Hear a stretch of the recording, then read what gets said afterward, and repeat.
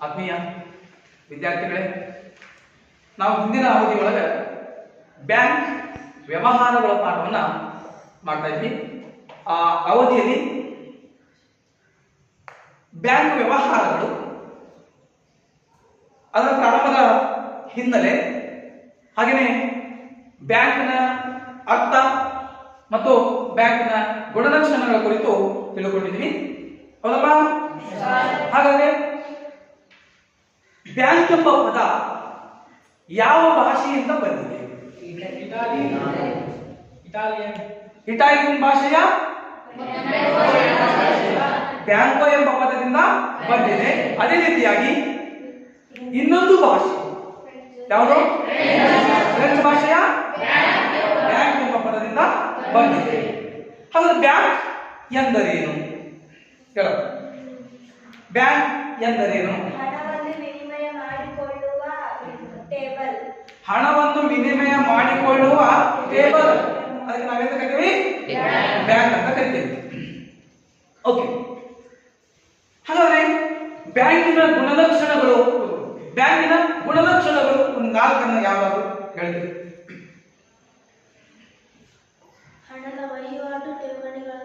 ಹಣದ ವಹಿವಾಟು ಸರಿ ಇದೆ. ನೆಕ್ಸ್ಟ್ ಬ್ಯಾಂಕಿನ ವ್ಯವಹಾರ. ಬ್ಯಾಂಕ್ ಒಂದು ವ್ಯಕ್ತಿಯಾಗಿ, ಒಂದು ಸಂಸ್ಥೆಯಾಗಿ ಹಾಗೂ ಒಂದು ಕಂಪನಿಯಾಗಿ ಕಾರ್ಯವನ್ನ ನಿರ್ವಹಿಸುತ್ತದೆ. ಗೋಲ್ಡ್ ಪಾವತಿಯನ್ನ ಹಿಂದಕ್ಕೆ ಪಡೆಯುವಂತಹ ಕಾರ್ಯವನ್ನು ಸಹ ಮಾಡುತ್ತದೆ. ಮತ್ತೆ ಸಾಲವನ್ನು ನೀಡುವುದು. ಏನ್ ಮಾಡುತ್ತೆ? ಸಾಲವನ್ನು ನೀಡುವುದು.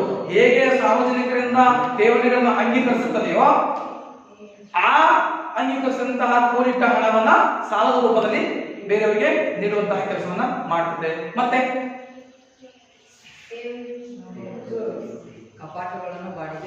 ಭದ್ರತಾ ಕಪಾಟುಗಳನ್ನ ಬಾಡಿಗೆ ನೀಡುವುದು. ಏನೋ ಭದ್ರತಾ ಕಪಾಟುಗಳನ್ನ ಬಾಡಿಗೆಗೆ ನೀಡುವುದು. ಇದಿಷ್ಟು, ಇನ್ನು ಮುಂತಾದವುಗಳು ಇದಾವೆ. ಹಾಗಾದ್ರೆ ಇವತ್ತಿನ ಅವಧಿಯಲ್ಲಿ ನಾವು ಬಹುಮುಖ್ಯವಾಗಿ ತಿಳ್ಕೊಳ್ಬೇಕಾಗಿರುವಂತದ್ದು ಏನಪ್ಪಾ ಅಂತಂದ್ರೆ, ಇದು ಪರೀಕ್ಷಾ ದೃಷ್ಟಿಯಿಂದ ಆಗಿರ್ಬೋದು, ಹಾಗೆಯೇ ಬ್ಯಾಂಕಿನ ಪರಿಕಲ್ಪನೆ ಏನೇನು ಕಾರ್ಯಗಳನ್ನ ನಿರ್ವಹಿಸ್ತದೆ ಅನ್ನುವಂಥದ್ದು ಸಹ ನಾವಿವಾಗ ತಿಳ್ಕೊಳ್ಬೇಕಾಗಿರುವಂತದ್ದು ಯಾವಪ್ಪ ಅಂತಂದ್ರೆ ಬ್ಯಾಂಕಿನ ಕಾರ್ಯಗಳು.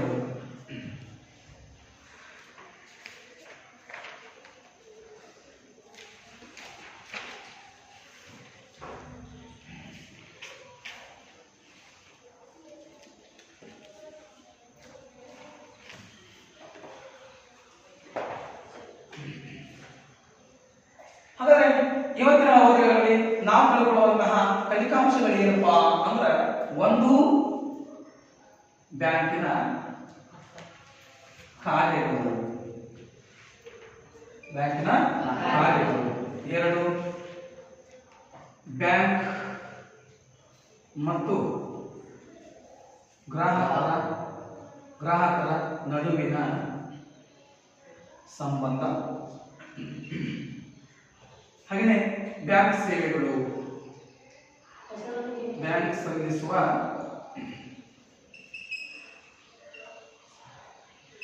ಸೇವೆಗಳು, ಇವುಗಳ ಕುರಿತು ಇವತ್ತಿನ ಒಂದು ಅವಧಿಯಲ್ಲಿ ತಿಳ್ಕೊಳ್ಳೋಣ. ಹಾಗಾದ್ರೆ ನಾವು ಮೊದಲಿಗೆ ತಿಳ್ಕೊಳ್ಬೇಕಾಗಿದ್ದೇನಪ್ಪ ಅಂದ್ರೆ ಬ್ಯಾಂಕಿನ ಕಾರ್ಯಗಳು.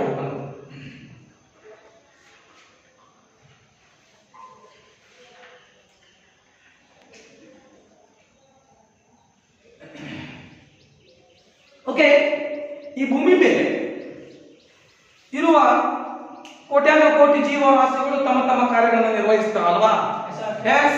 ರೈತನಾದವನು ತನ್ನ ಕರ್ತವ್ಯವನ್ನು ಮಾಡ್ತಾನ, ಕೈಗಾರಿಕೆ ಉದ್ಯಮಿಯಾಗಿರುವಂತವನು, ಉದ್ಯೋಗಿಯಾಗಿರುವಂತವನು ಅಲ್ಲಿ ತನ್ನದೇ ಆದಂತ ಕೆಲಸವನ್ನು ನಿರ್ವಹಿಸ್ತಾನೆ, ಶಿಕ್ಷಕನಾದವನು ತನ್ನ ಕರ್ತವ್ಯವನ್ನು ತಾನು ನಿರ್ವಹಿಸ್ತಾನೆ. ಅದೇ ರೀತಿಯಾಗಿಯೂ ಬ್ಯಾಂಕು ಸಹ ತನ್ನದೇ ಆದಂತಹ ಕಾರ್ಯವನ್ನ ನಿರ್ವಹಿಸ್ತದೆ, ಹೌದಲ್ವಾ?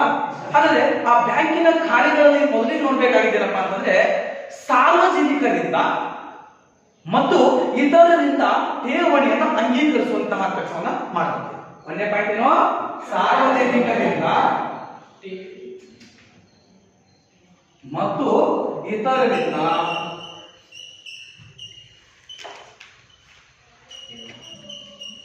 ಠೇವಣಿಯನ್ನು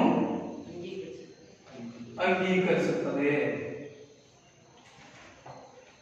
ನೋಡಿ, ಸಾರ್ವಜನಿಕರಿಂದ ಒಂದು. ಸಾರ್ವಜನಿಕರಂದ್ರೆ ನಾವೆಲ್ಲರೂ ಹೋಗ್ಬೋದು. ಇತರರಿಂದ ಅಂತಂದ್ರೆ ಅದರಲ್ಲೂ ನಾವು ಸೇರ್ಕೊಳ್ತೇವೆ. ನಾನು ಬ್ಯಾಂಕಿನ ಲಕ್ಷಣಗಳ ಬಗ್ಗೆ ಹೇಳಬೇಕಾದಂತ ಸಂದರ್ಭದಲ್ಲಿ ಈ ಪಾಯಿಂಟ್ಸ್ ಬಂದಿದೆ. ಬ್ಯಾಂಕಿನ ಲಕ್ಷಣಗಳಲ್ಲಿ ಹೇಳಬೇಕಾದಂತ ಸಂದರ್ಭದಲ್ಲಿ ಈ ಅಂಶ ಬಂದಿದೆ. ಠೇವಣಿಗಳನ್ನು ಅಂಗೀಕರಿಸುವುದು ಅಂತ ಬಿಟ್ಟು ಬ್ಯಾಂಕಿನ ಲಕ್ಷಣಗಳನ್ನು ಹೇಳಬೇಕಾದ ಹೇಳಿದ್ದೀನಿ. ನೋಡಿ, ಬ್ಯಾಂಕಿನ ಗುಣಲಕ್ಷಣಗಳನ್ನು ತಿಳಿಸಿ ಅಂತಂದಾಗಲೂ ಇದೇ ಪಾಯಿಂಟ್ ಬರ್ತದೆ. ಠೇವಣಿಗಳನ್ನ ಅಂಗೀಕರಿಸುವಂಥದ್ದು. ಮತ್ತೆ ಎಲ್ಲಿ ಬರ್ತದೆ ಸರ್ ಅಂತಂದಾಗ ಬ್ಯಾಂಕ್ ಸಲ್ಲಿಸುವ ಸೇವೆಗಳಲ್ಲೂ ಈ ಪಾಯಿಂಟ್ಸ್ ಬರ್ತದೆ. ಬ್ಯಾಂಕ್ ಸಲ್ಲಿಸುವ ಸೇವೆಗಳಲ್ಲೂ ಸಹ ಈ ಪಾಯಿಂಟ್ ಬರುತ್ತೆ. ಬ್ಯಾಂಕಿನ ಕಾರ್ಯಗಳಲ್ಲೂ ಈ ಪಾಯಿಂಟ್ ಬರುತ್ತೆ. ಹಾಗೆಯೇ ಬ್ಯಾಂಕಿನ ಗುಣಲಕ್ಷಣಗಳು ಅಂತ ಏನದಲ್ಲ ಅದರಲ್ಲೂ ಸಹ ಈ ಪಾಯಿಂಟ್ ಬರುತ್ತೆ. ಈ ಒಂದು ಪಾಯಿಂಟ್ 3 ಕಾನ್ಸೆಪ್ಟ್ಗಳಿಗೆ ಉತ್ತರ. ಎಸ್, ಹೌದಾ? ಹಾಗಾದ್ರೆ ಮೊದಲೇ ಪಾಯಿಂಟ್ ಏನು? ಸಾರ್ವಜನಿಕರಿಂದ, ನಮ್ಮೆಲ್ಲರಿಂದ, ಇತರರಿಂದ, ನಮ್ಮೆಲ್ಲರಿಂದ ಠೇವಣಿಗಳನ್ನ ಅಂಗೀಕರಿಸುತ್ತದೆ. ಠೇವಣಿಗಳನ್ನ ಅಂಗೀಕರಿಸುತ್ತದೆ.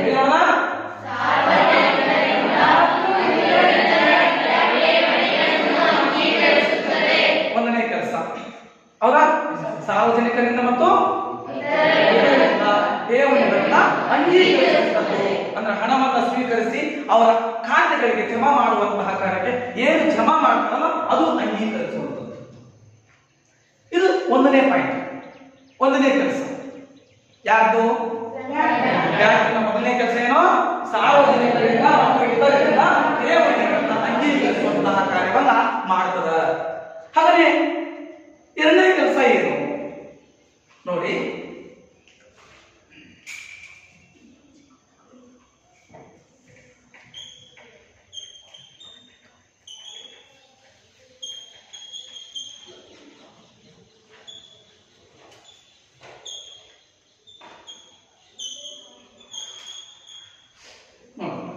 ಯಾರಿಗೆ?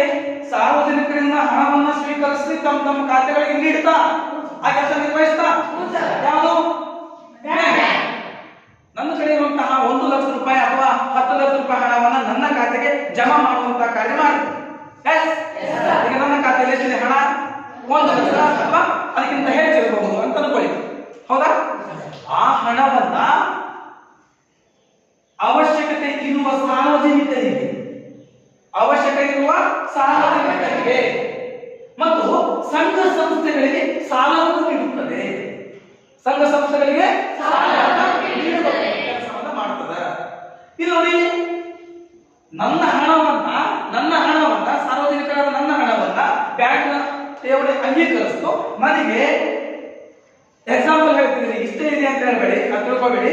100 ರೂಪಾಯಿಗೆ ನಾನು ಹೇಳ್ತೀನಿ, 80 ಪೈಸೆ ಕೊಟ್ರೆ ನನ್ನ ಹಣಕ್ಕೆ ಬಡ್ಡಿಯನ್ನ, ನನ್ನ ಹಣಕ್ಕೆ 80 ಪೈಸೆಯನ್ನು ಕೊಟ್ರೆ, ಉದಾಹರಣೆ ಇದು 80 ಪೈಸೆ ಇದೆ ಅಂತ ಗೊತ್ತಿಲ್ಲ. ಹಾಗಾದ್ರೆ ಸಾರ್ವಜನಿಕರಿಗೆ ಮತ್ತು ಸಂಘ ಸಂಸ್ಥೆಗಳಿಗೆ ಯಾರ ಹಣವನ್ನ? ಸಾರ್ವಜನಿಕರ ಹಣವನ್ನ ಮತ್ತು ಯಾರಿಗೆ? ಸಾರ್ವಜನಿಕರಿಗೆ ಮತ್ತು ಸಂಘ ಸಂಸ್ಥೆಗಳಿಗೆ ಏನು ನೀಡುತ್ತದೆ? ಇದಕ್ಕೆ 100ಕ್ಕೆ ಸುಮಾರು 1.50 ಅಥವಾ 1.10 ಅನ್ಕೊಳ್ಳಿ. 1 ರೂಪಾಯಿ 10 ಪೈಸೆನೋ ಇರಬಹುದು ಅನ್ಕೊಳ್ಳಿ. ಬಡ್ಡಿಯನ್ನ ನೀಡುತ್ತದ. ಇಲ್ಲಿ ನೋಡ್ಕೊಳ್ಳಿ, ಬ್ಯಾಂಕಿನ ಗುಣಲಕ್ಷಣಗಳನ್ನು ನಾವು ತಿಳ್ಕೊಳ್ಬೇಕಾದಂತ ಸಂದರ್ಭದಲ್ಲಿ ಈ ಪಾಯಿಂಟ್ ಸಹಿತ ಸಾಲವನ್ನು ನೀಡುತ್ತದೆ ಇದೆಯಾ? ಹಾಗಾಗಿ ಈ ಪಾಯಿಂಟ್ಸು ಸಹ, ಈ ಒಂದು ಅಂಶವೂ ಸಹ ಬ್ಯಾಂಕಿನ ಗುಣಲಕ್ಷಣದಲ್ಲೂ ಬರುತ್ತಾ, ಬ್ಯಾಂಕಿನ ಕಾರ್ಯಗಳಲ್ಲೂ ಬರುತ್ತಾ, ಹಾಗೆಯೇ ಬ್ಯಾಂಕ್ ಸಲ್ಲಿಸುವ ಸೇವೆಗಳಲ್ಲೂ ಬರುತ್ತದೆ. ಹಾಗೆ ಒಂದು ಅಂಶವನ್ನು ತಾವು ತಿಳ್ಕೊಂಡಿದ್ರೆ 3 ಪ್ರಶ್ನೆಗಳಿಗೆ ಉತ್ತರವನ್ನು ಹೇಳಬಹುದು. Yes, okay. ಮೂರನೇ ಕೆಲಸ ಸಾರ್ವಜನಿಕರಿಗೆ ಹಾಗೂ ಸಂಘ ಸಂಸ್ಥೆಗಳಿಗೆ ಸಾಲ. ಹಾಗಾದ್ರೆ ನೆಕ್ಸ್ಟ್ 3ನೇ ಪಾಯಿಂಟ್ ಹೋಗೋಣ. ಈಗ ನೀವು ಇಲ್ಲಿ ಓದ್ತಿದ್ದೀರಿ, ನಿಮ್ಮ ಅಣ್ಣನೋ ಅಥವಾ ನಿಮ್ಮ ಅಕ್ಕನೋ ನಿಮ್ಮ ಯಾವುದೋ ಸಂಬಂಧಿಕರು ಎಮರ್ಜೆನ್ಸಿ 1 ಲಕ್ಷ ರೂಪಾಯಿ ದುಡ್ಡು ಬೇಕಿದೆ. ಎಮರ್ಜೆನ್ಸಿ 1 ಲಕ್ಷ ರೂಪಾಯಿ ದುಡ್ಡು ಬೇಕಿದೆಯಾ? ಅದು ಬಹಳಷ್ಟು ತುರ್ತಾಗಿರ್ತದೆ. ಈಗ ನೀವೇನು ಮಾಡಬಹುದು? ತುರ್ತಾಗಿದ್ರೆ ಬೈಕ್ ತಗೊಂತೀರಿ, ಹುಬ್ಳಿನೋ ಬೆಂಗಳೂರಲ್ಲ ಇದಾರ ಅವರು, 1 ಲಕ್ಷ ರೂಪಾಯಿ ದುಡ್ಡನ್ನ ಬ್ಯಾಗಲ್ಲಿ ಹಾಕೊಂತೀರಿ. ಹಾಕೊಂಡು ಎಲ್ಲಿ ಹೋಗ್ತೀರಿ ನೀವು? ಹುಬ್ಳಿಗೆ ಹೋಗ್ತೀರಾ ಅಥವಾ ಬೆಂಗಳೂರಿಗೆ ಎಲ್ಲಿ ಹೋಗ್ಬೇಕಂದ್ರೆ ಹೋಗ್ತೀರಾ ಕೊಡಕ್ಕೆ ಹೋಗ್ತೀರಲ್ವಾ? ಕೊಡ್ಲಿಕ್ಕೆ ಹೋಗ್ತೀರಾ? ಸರಿ, ಇನ್ ಟೈಮ್ ಹೋಗಿ ಮುಟ್ಲಿಕ್ಕಾಗತ್ತಾ? ಮತ್ತೇನ್ ಮಾಡ್ಬೇಕು? ಇವಾಗಲೇ ಬೇಕು ಅವ್ರಿಗೆ. 1 ಅವರ್ ಹೋಗ್ಬೇಕು ಅಥವಾ ಅರ್ಧ ಗಂಟೆ ಬ್ಯಾಂಕ್ನಾಗೆ ಹಾಕ್ಬೋದಾ? ಅದೇನಾಗತ್ತೆ ಹಾಕಕ್ಕೆ? ಅಕೌಂಟ್ ನಂಬರ್ ಇರುತ್ತೆ ನಮ್ದು, ಅದ್ರ ದುಡ್ಡು ಇರ್ತದೆ, ನಮ್ಮ ಅಕೌಂಟ್ ದುಡ್ಡು ಇರ್ತದೆ. ಆ ದುಡ್ಡನ್ನ ಏನ್ ಮಾಡ್ಬೇಕು? ಅವ್ರ ಅಕೌಂಟ್ಗೆ ಹಾಕ್ಬೋದಾ? ಆ ರೀತಿ ಎಷ್ಟು ಜನ ಹಾಕಿದೀನಿ? Good, very good.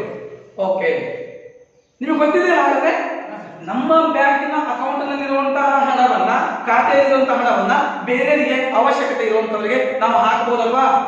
ಹಾಕ್ಬೋದಾ? ಹಾಗಾಗಿ ಬ್ಯಾಂಕ್ ಏನ್ ಮಾಡ್ತದಪ್ಪ ಅಂದ್ರೆ ಹಣವನ್ನು ಒಂದು ಸ್ಥಳದಿಂದ ಇನ್ನೊಂದು ಸ್ಥಳಕ್ಕೆ ವರ್ಗಾವಣೆ ಮಾಡುತ್ತದೆ.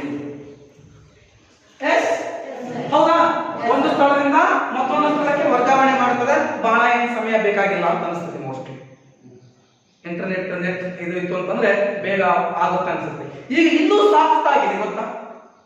ಬ್ಯಾಂಕಿಗೆ ಹೋಗೋ ಅವಶ್ಯಕತೆ ಇಲ್ಲ. ಈಗ ಫೋನ್ ಪೇ ಕುಂತಲ್ಲೇನ ಹಾಕಬಹುದ್ರಿ. ಎಮರ್ಜೆನ್ಸಿ ನನ್ನ ಫ್ರೆಂಡ್ಗೋ ಅಥವಾ ನಿಮ್ಮ ಫ್ರೆಂಡ್ಗೋ ಯಾವ್ಯಾವ ಕಷ್ಟ ಇದೆ ಅಂತ ಅನ್ಕೊಂತೀರಿ ಅಥವಾ ಅವಶ್ಯಕತೆ ಅವ್ರಿಗೆ ಇರುತ್ತೆ ಅಂತ ಅನ್ಕೊಂಡ್ರಿ, ಹಾಗಾದ್ರೆ ಹಣವನ್ನ ವರ್ಗಾವಣೆ ಮಾಡ್ತೀವಿ. ಬ್ಯಾಂಕ್ ಈ ಕೆಲಸ ಮಾಡ್ತದ? ಬ್ಯಾಂಕ್ ಈ ಹಣವನ್ನು ವರ್ಗಾವಣೆ ಮಾಡ್ತದ? ಬ್ಯಾಂಕಿನ ಮತ್ತೊಂದು ಕೆಲಸ ಏನಪ್ಪ ಅಂದ್ರೆ ಹಣವನ್ನ ಒಂದು ಸ್ಥಳದಿಂದ, ನೀವಿರುವ ಸ್ಥಳದಿಂದ ಯಾರಿಗೋ ಅವಶ್ಯಕತೆ ಇದೆ, ಅವರಿಗೆ ಆ ಸ್ಥಳಕ್ಕೆ ಹಣವನ್ನ ವರ್ಗಾವಣೆ ಮಾಡುವಂತ ಕೆಲಸವನ್ನ ಯಾವ್ದು ಮಾಡುತ್ತೆ? ಮೂರನೇ ಕೆಲಸ ಏನು?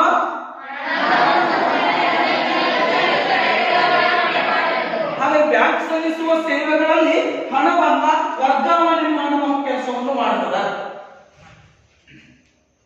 ಹಣವನ್ನ ವರ್ಗಾವಣೆ ಮಾಡುವಂತಹ ಕೆಲಸವನ್ನು ಮಾಡುತ್ತದೆ ಬ್ಯಾಂಕ್. ಹಾಗಾದ್ರೆ ಮತ್ತೊಂದೇನಪ್ಪಾ ಪಾಯಿಂಟ್ಸ್? ಚೆಕ್ ಮತ್ತು ಹುಂಡಿಗಳ ಮೂಲಕ ಹಣವನ್ನ ವಸೂಲಿ ಮಾಡುವುದು. ನೋಡಿ ಮತ್ತೆ ಚೆಕ್ ಮತ್ತು ಹುಂಡಿಗಳ ಮೂಲಕ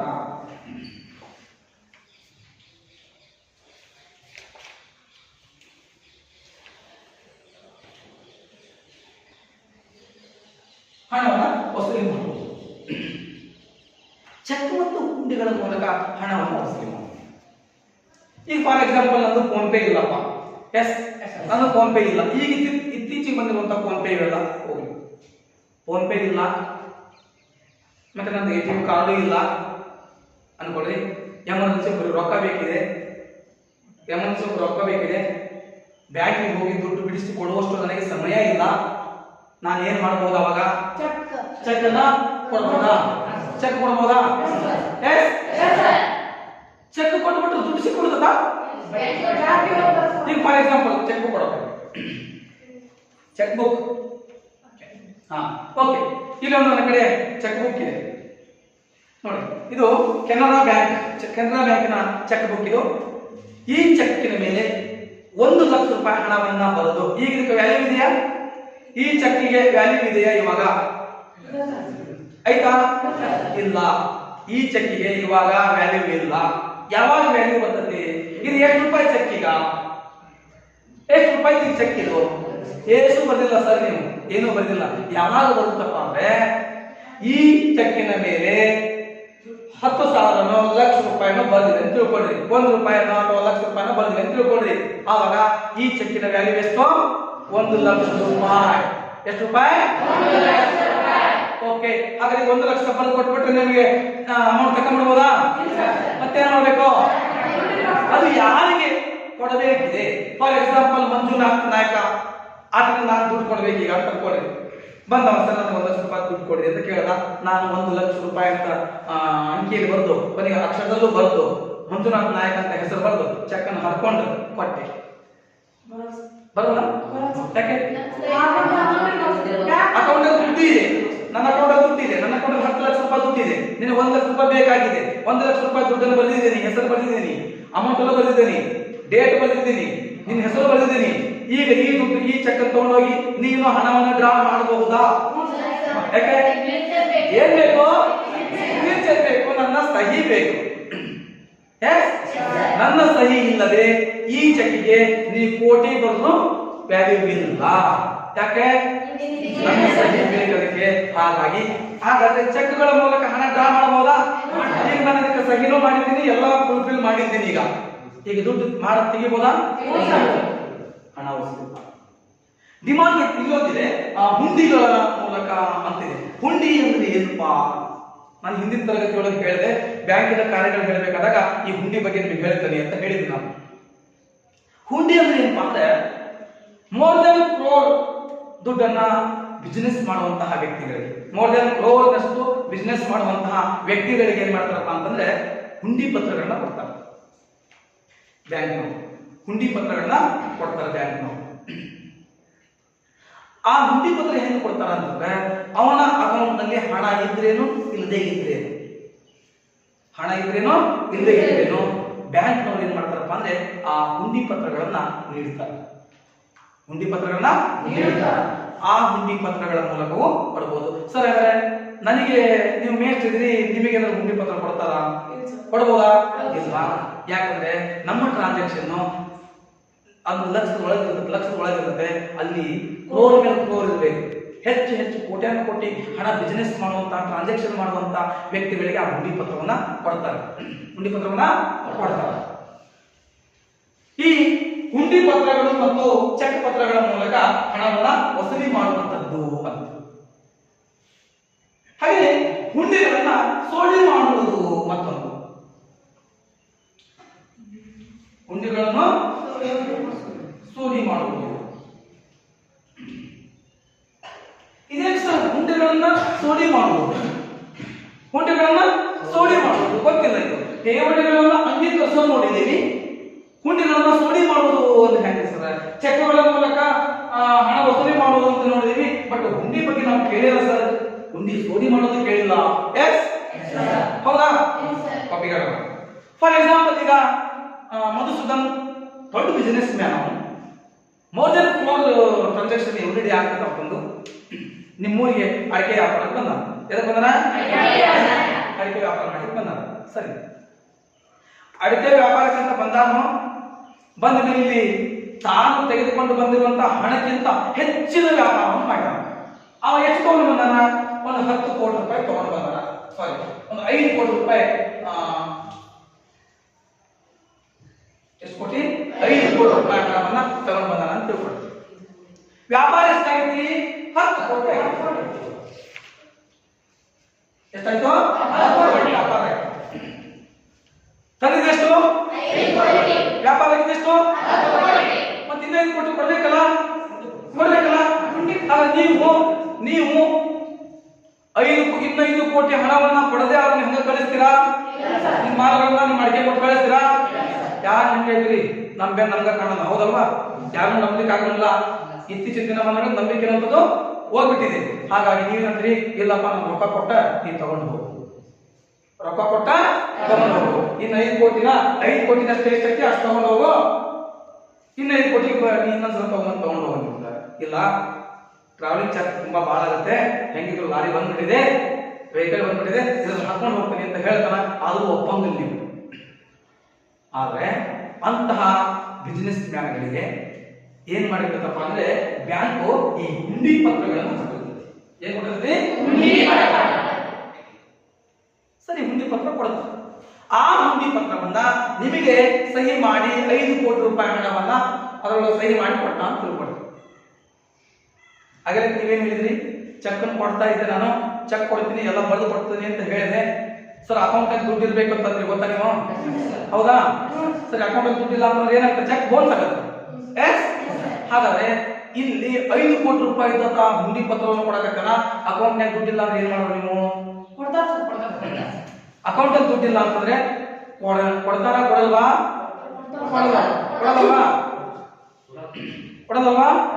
ಯಾಕಂದ್ರೆ ಚೆಕ್ ಬುಕ್ ಅಲ್ಲಿ ಚೆಕ್ ಕೊಟ್ಟಾಗಲೂ ಅಕೌಂಟ್ ಅಲ್ಲಿ ದುಡ್ಡಿಲ್ಲ ಅಂದ್ರೆ ದುಡ್ಡು ಕೊಡೋದಿಲ್ಲ. ಅಂದಾಗ ಇಲ್ಲಿ ಹುಂಡಿ ಪತ್ರವನ್ನು ಕೊಟ್ಟಿದ್ದಾರೆ, ಅಕೌಂಟ್ ಅಲ್ಲಿ ದುಡ್ಡಿಲ್ಲ ಅಂದ್ರೆ ಬ್ಯಾಂಕ್ ಅಲ್ಲಿ ದುಡ್ಡು ಕೊಡೋದ್ರೆ ಕೊಡೋದಿಲ್ಲ.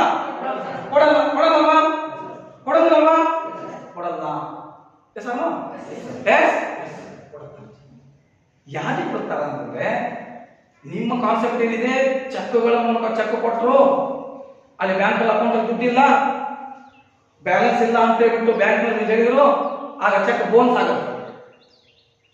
ಹಾಗಾಗಿ ಇಲ್ಲಿ ಈ ಹುಂಡಿ ಪತ್ರಗಳಿಗೆ ನೀಡಿದಾಗ ಬ್ಯಾಂಕ್ ನಲ್ಲಿ ದುಡ್ಡು ಇಲ್ಲದೆ ಇದ್ರು, ಅಕೌಂಟ್ ಅಲ್ಲಿ ಆತರ ವ್ಯಕ್ತಿಯ ಅಕೌಂಟ್ ಅಲ್ಲಿ ದುಡ್ಡು ಇಲ್ಲದೆ ಇದ್ರು ಈ 5 ಕೋಟಿಯನ್ನ ಉಳಿದ 5 ಕೋಟಿಯನ್ನ ಬ್ಯಾಂಕ್ ನಿಮಗೆ ಸಂದಾಯ ಮಾಡುತ್ತಾರೆ. ಸರ್ 5 ಕೋಟಿ ಸಂದಾಯ ಮಾಡ್ತಾರೆ ಸರಿ, ಮತ್ತ ಅವನ ಕೈ ಎತ್ತಿ ಬಿಟ್ರಿ ಹೆಂಗ್ರಿ? ಮಧುಸೂದನ್ ವ್ಯಾಪಾರ ಮಾಡಕ್ ಬಂದವ ಬ್ಯಾಂಕ್ ನಲ್ಲಿ ಕೈ ಎತ್ತಿ ಬಿಟ್ರಿ ಹೆಂಗ್ರಿ ಅಂತಂದ್ರೆ ಆತನ ಟ್ರಾನ್ಸಾಕ್ಷನ್ ಮತ್ತೆ ಆತನ ಪ್ರಾಪರ್ಟಿ ಬಗ್ಗೆ ಅವರಿಗೆ ಗೊತ್ತಿರ್ತದೆ. ಹಾಗಾಗಿ ಅಂತವರಿಗೆ ಮಾತ್ರ ಇಂತಹ ಹುಂಡಿ ಪತ್ರಗಳನ್ನ ನೀಡುತ್ತಾರೆ. ಹಾಗಾದ್ರೆ ಈಗ ನಿಮಗೆ ಕೊಟ್ಟಿರುವಂತಹ 5 ಕೋಟಿಯ ಆ ಹುಂಡಿ ಪತ್ರವನ್ನ ಬ್ಯಾಂಕಿಗೆ ತಗೊಂಡು ಹೋಗ್ತೀರಿ. ಹೋದ ತಕ್ಷಣ ನೀವೆಲ್ಲ ಬರ್ಕೊಡ್ತೀರಿ, ಅದಕ್ಕೆ ಏನೇನು ಬೇಕಲ್ಲ ಫಾರ್ಮ್ ತುಂಬಿ ಕೊಡ್ತೀರಿ. ತುಂಬಿ ಕೊಟ್ಟಾದ ಮೇಲೆ ಬ್ಯಾಂಕಿನವರಿಗೆ ಏನು ಮಾಡ್ತಾರೆ, ನಿಮಗೆ ದುಡ್ಡು ಕೊಡಲ್ವಾ? ಕೊಡ್ತಾನೆ. ಅಕೌಂಟ್ ಅಲ್ಲಿ ಇದ್ರು ಕೊಡ್ತಾರೆ, ಇದ್ರು ಕೊಡ್ತಾರೆ. ಆ ಕೊಡುವಂತ ಪದ್ಧತಿ ಇದೆಯಲ್ಲ ಅದು ಸೋಡಿ ಮಾಡುವುದು. ಏನ್ ಮಾಡೋದು? ಸೋಡಿ ಮಾಡುವುದು. ನೆಕ್ಸ್ಟ್ ಕೆಲಸ ಏನು ಬ್ಯಾಂಕಿಂದು ಅಂತಂದಾಗ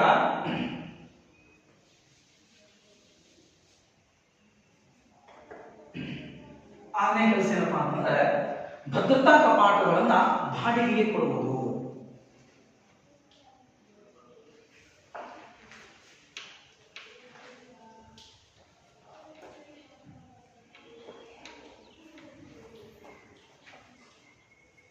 ಭದ್ರತಾ ಕಪಾಟುಗಳನ್ನ ಬಾಡಿಗೆಗೆ ಕೊಡುವುದು. ಏನು ಭದ್ರತಾ ಕಪಾಟುಗಳು? ಬ್ಯಾಂಕಿನ ಗುಣಲಕ್ಷಣಗಳನ್ನ ಹೇಳಬೇಕಾದಾಗಲೂ ಈ ಪಾಯಿಂಟ್ಸ್ ಬಂದಿದೆ, ಹೌದಾ?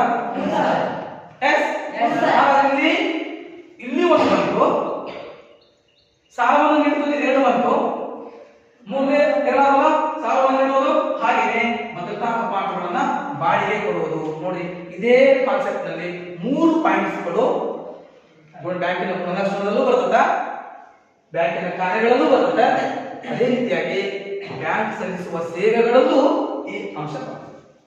ನಾನು ನೆಕ್ಸ್ಟ್ ಹೇಳಬೇಕಾದಂತ ಸಂದರ್ಭದಲ್ಲಿ ಬರ್ತದೆ. ಭದ್ರತಾ ಕಪಾಟಗಳನ್ನು ಬಾಡಿಗೆ ಕೊಡುವುದು ಸ್ವಲ್ಪ ಎಕ್ಸ್ಪ್ಲೇನ್ ಮಾಡ್ತೀನಿ ಈಗ. ಫಾರ್ ಎಕ್ಸಾಂಪಲ್, ನಿತಿನ್ ಅವ್ರ ಮನೇಲಿ ಒಂದು 20-30 ತೊಲೆ ಬಂಗಾರ ಇದೆ ಅಂತ ತಿಳ್ಕೊಂಡ್ರಿ, 20-30 ತೊಲೆ ಬಂಗಾರ ಇದೆ ಅಂತ ತಿಳ್ಕೊಂಡ್ರಿ, ಅದನ್ನ ಬ್ಯಾಂಕ್ ನಲ್ಲಿ ಇಡಬೇಕು.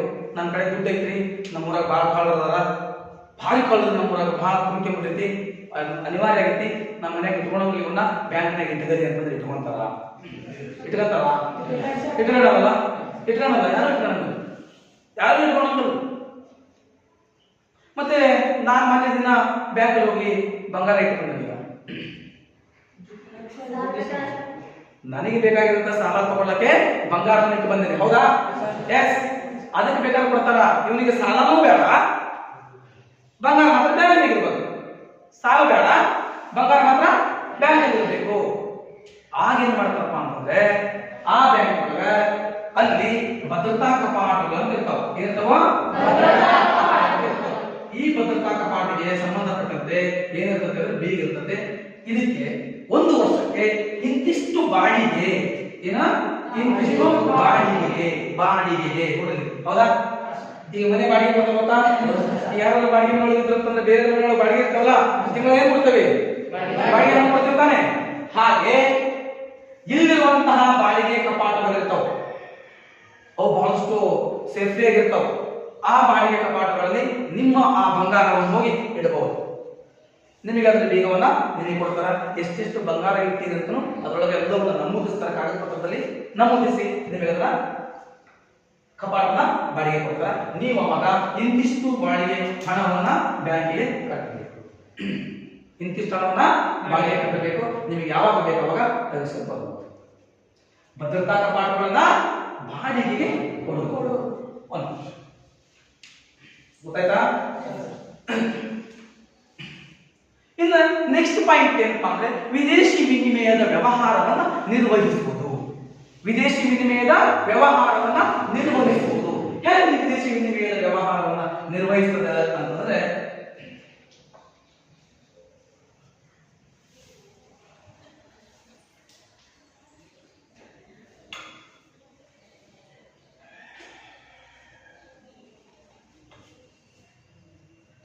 ವಿದೇಶಿ ವಿನಿಮಯದ ವ್ಯವಹಾರವನ್ನ ನಿರ್ವಹಿಸುತ್ತದೆ. 7ನೇ ಪಾಯಿಂಟ್. ಸರ್ ಹೆಂಗೆ ನಿರ್ವಹಿಸ್ತದ? ಬೇರೆ ದೇಶದ ಬ್ಯಾಂಕಿಂಗ್ ಕೆಲಸವನ್ನ ಈ ನಮ್ಮ ದೇಶದ ಬ್ಯಾಂಕ್ ಮಾಡ್ತಾವ. ಫಾರ್ ಎಕ್ಸಾಂಪಲ್ ಈಗ ಸ್ಟೇಟ್ ಬ್ಯಾಂಕ್ ಆಫ್ ಇಂಡಿಯಾ ಇದೆಯಲ್ವಾ, ಅವನು ಅಮೆರಿಕದ ದುಡ್ಡಿನ ವ್ಯವಹಾರವನ್ನ ಇಲ್ಲಿ ಮಾಡುತ್ತಾ, ಮತ್ತೆ ಹೇಳಿದ್ರೆ ವಿದೇಶಿ ವಿನಿಮಯದ ವಿನಿಮಯ ವ್ಯವಹಾರವನ್ನು ನಿರ್ವಹಿಸುವುದು ಅಂತ ಹೇಳಿದ್ವಿ. ಅಂದ್ರೆ ನಾನು ಮುಂದಿನ ತಿಂಗಳ ಎಲ್ಲಿ ಹೊಟ್ಟಿದ್ದೀನಿ? ಅಮೆರಿಕ ಹೊಟ್ಟಿದ್ದೀನಿ. ಈಗ ಮುಂದಿನ ತಿಂಗಳ ಅಮೆರಿಕಕ್ಕೆ ಹೊರಟಿದ್ದೀನಿ. ಮುಂದಿನ ತಿಂಗಳ ಅಮೆರಿಕ ಹೊರಟಿದ್ದೀನಿ ನಾನೀಗ. ನನ್ನ ಹತ್ರ ಒಂದು 25 ಲಕ್ಷ ರೂಪಾಯಿ ದುಡ್ಡಿದೆ. ನನಗೆ ಅದು ಖರ್ಚಿಗೆ ಬೇಕು. 4-5 ತಿಂಗಳು ನಾನು ಹೋಗಿದ್ದೀನಿ. ಈಗ ಹಂಗಾರೆ ಆ ದುಡ್ಡನ್ನ ಜೇಬಲ್ಲಿ ಇಟ್ಕೊಂಡು ನಾನು ಎಲ್ಲಿಗೆ ಹೋಗ್ತೀನಿ? ಇಟ್ಕೊಂಡು ಅಮೆರಿಕಕ್ಕೆ ಹೋಗ್ತೀನಿ. ಹೋಗ್ತೀನಾ? ಅಲ್ಲಿ ಹೋದ್ಮೇಲೆ ನನಗೆ ಬೇಕಾದಂತ ವಸ್ತುಗಳನ್ನು ಕೊಂಡ್ಕೊಳ್ಳಕ್ಕಾಗಲಿ, ಅಲ್ಲಿ ಓಡಾಡ್ಲಿಕ್ಕಾಗಲಿ ನಮ್ಮ ದುಡ್ಡೆಲ್ಲ ಬಳಸ್ಬೋದಲ್ವಾ? ಇಲ್ವಾ? ನಮ್ಮ ದೇಶದ ದುಡ್ಡು ನಡೆಯಲ್ವಾ? ಮತ್ತೆ ಈಗ ನಾನು ಹೋಗಕ್ ಆಗಲ್ಲ. ಮತ್ತೆ ಏನ್ ಮಾಡ್ಬೇಕು? ಎಕ್ಸ್ಚೇಂಜ್ ಮಾಡ್ಬೇಕಾ? ಏನ್ ಮಾಡ್ಕೋ? ಯಾರು ಮಾಡ್ತಾರ? ಬ್ಯಾಂಕ್ ಏನ್ ಮಾಡ್ತಾರ? ಎಕ್ಸ್ಚೇಂಜ್ ಮಾಡ್ಕೊಳ್ತಾರ. ನನ್ನ ದೇಶದ ಹಣವನ್ನು ಅವ್ರು ಇಟ್ಕೊಂತಾರ, ಅಲ್ಲಿ ದೇಶದ ಕರೆನ್ಸಿಯನ್ನ ಕೊಡ್ತಾರ. ಹೌದಾ? ಇದುವೇ ವಿದೇಶಿ ವಿನಿಮಯ ವ್ಯವಹಾರವನ್ನ ನಿರ್ವಹಿಸುತ್ತದೆ. ವಿದೇಶಿ ವಿನಿಮಯ ವ್ಯವಹಾರವನ್ನ ನಿರ್ವಹಿಸುತ್ತದೆ.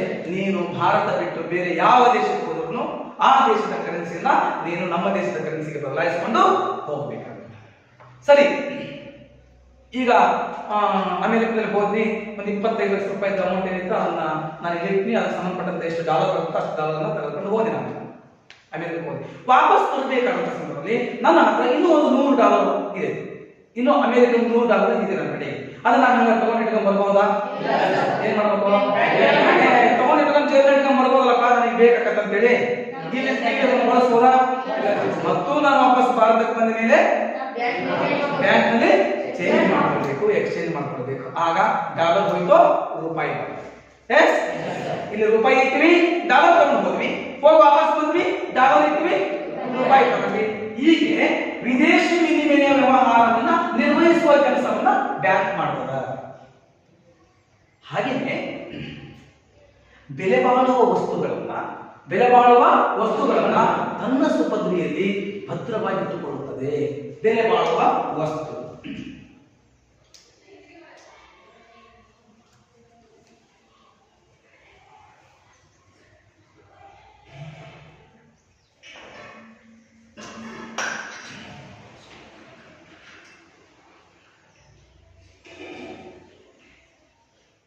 ಭದ್ರವಾಗಿ ಇಟ್ಟುಕೊಳ್ಳುತ್ತದೆ. ಬೆಲೆ ಬಾಳುವ ವಸ್ತುಗಳು ಯಾವುದು? ನಿಮಗೆ ಗೊತ್ತಾಗೋದು ಆಟೋಮೆಟಿಕ್ಲಿ ಬೆಲೆ ಬಾಳುವ ವಸ್ತು ಯಾವುದು ಅಂತ ಹೇಳಿ. ಬಂಗಾರ ಸ್ವಲ್ಪ ಬಹಳ ಇಷ್ಟ ಅಲ್ಲ? ಬಂಗಾರ ಬಹಳ ಇಷ್ಟನಾ? ಇಷ್ಟ. ಆ ಬೆಲೆ ಬಾಳುವ ವಸ್ತುಗಳನ್ನ ಏನ್ ಮಾಡ್ತದಪ್ಪ ಅಂತಂದ್ರೆ ತನ್ನ ಸುಪರ್ದಿಯಲ್ಲಿ ಇಟ್ಕೊಳ್ತದೆ. ತನ್ನ ಸುಪರ್ದಿಯಲ್ಲಿ ಇಟ್ಟುಕೊಳ್ಳುವಂತಹ ಭದ್ರವಾಗಿ ಇಟ್ಟುಕೊಳ್ಳುತ್ತದೆ. ಹೌದಾ? ಸರಿ, ಬ್ಯಾಂಕ್ನಾಗ ಹೋಗಿ ಕಪಾಟ್ನಾಗ ಹೋಗಿ ನಾ ಹೇಳಿದ್ರಲ್ಲ, ಭದ್ರತಾ ಕಪಾಟುಗಳಲ್ಲಿ ನಿಮ್ಮ ರೊಕ್ಕ ನಿಮ್ಮ ಬಂಗಾರ ಇಟ್ಟು ಬಂದಿದೆ ಅಂತಂದ್ರೆ, ಬಂಗಾರ ಇಟ್ಟು ಬಂದಿದೆ ಅಂತ ಅಂದ್ಬಿಡ್ರಿ, ನಮ್ದಲ್ಲಪ್ಪ ಬಂಗಾರ, ಅದು ಯಾರಿಟ್ಟಾರ ಅವನಾಗಿರ್ಬೇಕು ಅಂತ ಅನ್ಕೊಂಡು ತನ್ನ ಪಾಠ ಸುಮ್ಮನೆ ಬಿಡ್ತಾ. ಬ್ಯಾಂಕ್ನಾಗ ಒಂದು ವೇಳೆ ಆ ಬಂಗಾರ ಯಾರೋ ದರೋಡೆ ಮಾಡಿದ್ರು, ಏನೋ ಆಯಿತು ಅಂತ ಅನ್ಕೊಂಡಿದ್ರು, ಅದರ ಸಂಪೂರ್ಣ ಜವಾಬ್ದಾರಿ ಬ್ಯಾಂಕ್ನವ್ರದ್ದೇ. ಅದರ ಸಂಪೂರ್ಣ ಜವಾಬ್ದಾರಿ ಅದು ಬ್ಯಾಂಕ್ನವ್ರದ್ದೇ. ಈಗ ಫಾರ್ ಎಕ್ಸಾಂಪಲ್ ನೀವು ನಿಮ್ಮ ಬೇರೆ ಬಾಡಿಗೆ ಇರ್ತೀರಿ, ಎಲ್ಲಿ ಒಂದು ಪೈಪ್ ಹೊಡೆದೋಗ್ಬಿಡ್ತದೆ, ಆಗ ಹೊಡಿತಿರ್ತದ ಜವಾಬ್ದಾರಿ ನಮ್ದು, ಬಾಡಿಗೆ ಇರ್ತದ ಓನರ್ದ, ಅವ್ರು ಬಂದು ರಿಪೇರಿ ಮಾಡ್ಕೊಡ್ತಾರೆ. ಹೌದಾ?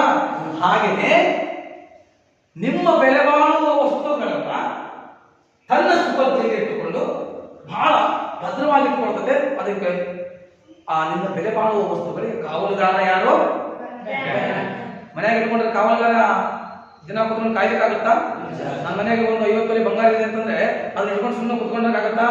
ಇಟ್ಕೊಂಡು ಕುಂದ್ರಬಹುದು, ಆದ್ರೆ ಕಳೆದ್ರೆ ಎಷ್ಟೊಂದೇ ಬರ್ತಾರೆ ಗೊತ್ತಾಗಲ್ಲ. ಹಾಗೆ ನಮ್ಮ ಕಡೆ ಹೇಳ್ತಾರೆ, ಇಟ್ಕೊಂಡವನು ಕೊಟ್ಟವನು ಕೊಂಡಾಗಿ ಇರ್ಬೋದ್ರ. ಏನಾರ ಮನೆಯಾಗ ಇಟ್ಕೊಂಡಿದ್ದ ಅಂದ್ರೆ ಮುಗಿತಾ ಹೋಗಿ ಸ್ವಚ್ಛ, ಯಾವ ಸಂದರ್ಭದಲ್ಲಿ ಹೋಗುತ್ತೋ ಗೊತ್ತಿಲ್ಲ. ಈ ಕೆಲಸವನ್ನು ಸಹ ಬ್ಯಾಂಕ್ ಏನ್ ಮಾಡ್ತದ? ನಿರ್ವಹಿಸುತ್ತದೆ. ಹಾಗೆ ಸಾಲ ಪತ್ರ ಹಾಗೂ ಜಮಾ ಪತ್ರಗಳನ್ನು ಕೊಡುವುದು. ಸಾಲ ಪತ್ರ ಹಾಗೂ ಜಮಾ ಪತ್ರಗಳನ್ನು ಕೊಡುತ್ತದೆ.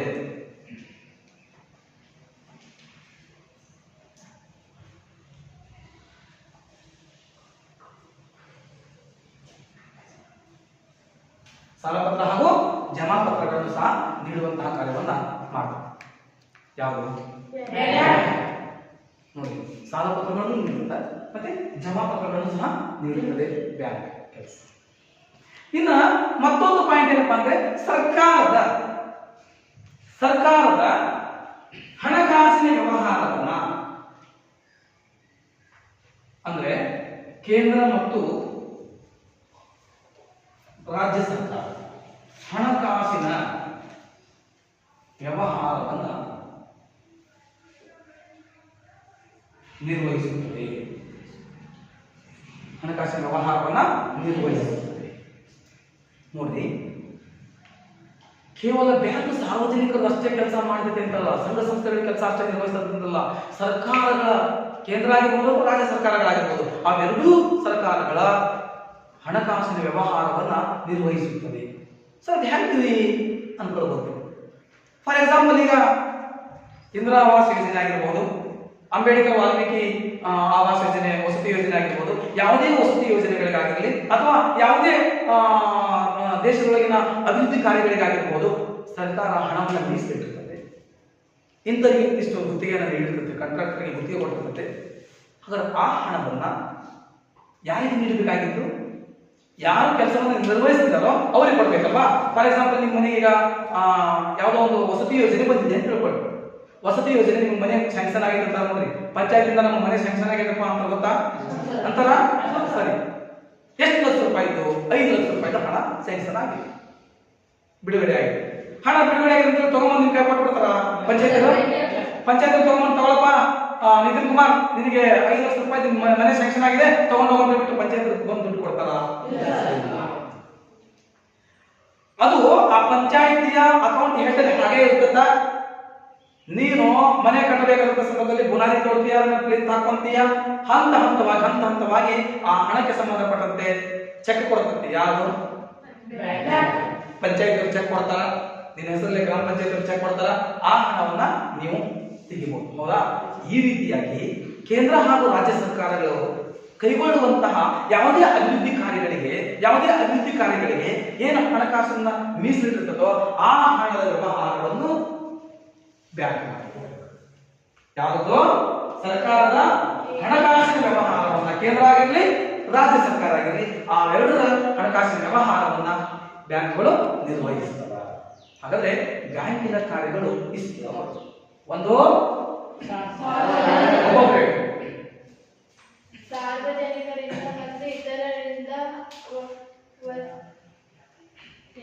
ಇದರಿಂದ ಠೇವಣಿಯನ್ನು ಅಂಗೀಕರಿಸುತ್ತದೆ. Okay, next. ಸಾರ್ವಜನಿಕರಿಗೆ ಹಾಗೂ ಸಂಘ ಸಂಸ್ಥೆಗಳಿಗೆ ಸಾಲವನ್ನು ನೀಡುತ್ತದೆ. Okay, next. ಹಣವನ್ನು ಒಂದು ಸ್ಥಳದಿಂದ ಇನ್ನೊಂದು ಸ್ಥಳಕ್ಕೆ ವರ್ಗಾವಣೆ ಮಾಡುವುದು. Okay, next. ಚೆಕ್ ಮತ್ತು ಹುಂಡಿಗಳ ಮೂಲಕ ಹಣವನ್ನು ವಸೂಲಿ ಮಾಡುವುದು. ನೆಕ್ಸ್ಟ್. ಹುಂಡಿಗಳನ್ನು ಸೋಡಿ ಮಾಡುವುದು. Okay, next. ಭದ್ರತಾ ಕಪಾಟುಗಳನ್ನು ಬಾಡಿಗೆಗೆ ಕೊಡುವುದು. Okay, next. ವಿದೇಶಿ ವಿನಿಮಯ ವ್ಯವಹಾರವನ್ನು ನಿರ್ವಹಿಸುತ್ತದೆ. Okay, next. ಬೆಲೆ ಬಾಳುವ ವಸ್ತುಗಳನ್ನು ತನ್ನ ಸುಪರ್ದಿಯಲ್ಲಿ ಇಟ್ಟುಕೊಳ್ಳುವುದು. ಭದ್ರತೆಯನ್ನು ಕಾಪಾಡುವುದು. Okay, next. ಸಾಲ ಮತ್ತು ಹಣ ಸಾಲಪತ್ರ ಹಣ ಜಮಾ ಮಾಡುವುದು. ಸಾಲಪತ್ರ ಹಾಗೂ ಜಮಾಪತ್ರಗಳನ್ನ ಕೊಡುವುದು. ನೆಕ್ಸ್ಟ್. ಸರ್ಕಾರದ ವ್ಯವಹಾರಗಳನ್ನ ನಿರ್ವಹಿಸುವುದು. ಇವಿಷ್ಟು ಬ್ಯಾಂಕ್ ನಿರ್ವಹಿಸುವ ಕಾರ್ಯಗಳಾಗಿವೆ.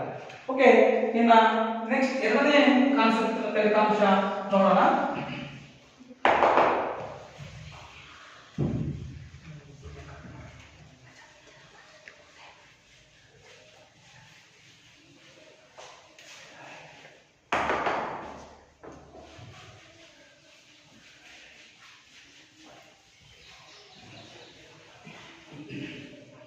ನೆಕ್ಸ್ಟ್ ಎರಡನೇ ಕಾನ್ಸೆಪ್ಟ್ ಏನಪ್ಪಾ ಅಂದ್ರೆ ಬ್ಯಾಂಕ್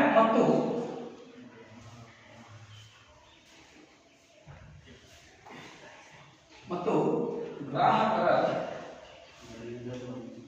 ನಡುವಿನ ಸಂಬಂಧ. ಬ್ಯಾಂಕ್ ಮತ್ತು ಗ್ರಾಹಕರ ನಡುವಿನ ಸಂಬಂಧ.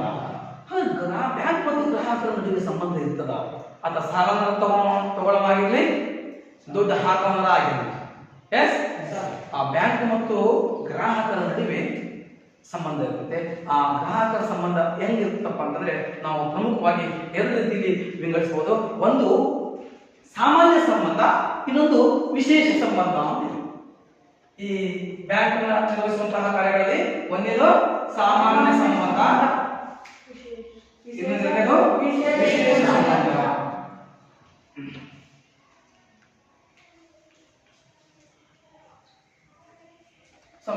ಎರಡು ರೀತಿಯಲ್ಲಿ ನಾವು ವಿಂಗಡಣೆ ಮಾಡ್ತೇವೆ.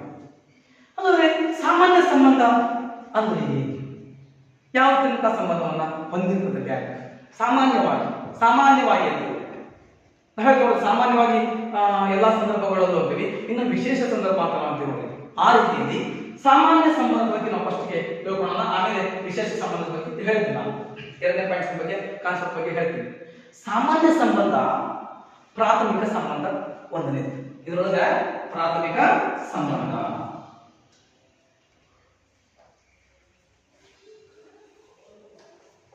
ಈ ಪ್ರಾಥಮಿಕ ಸಂಬಂಧ ಇದೆಯಲ್ಲ, ಇದು ಪಾಲಿಗ ಮತ್ತು ಪಾಲುದಾರ ಸಂಬಂಧ.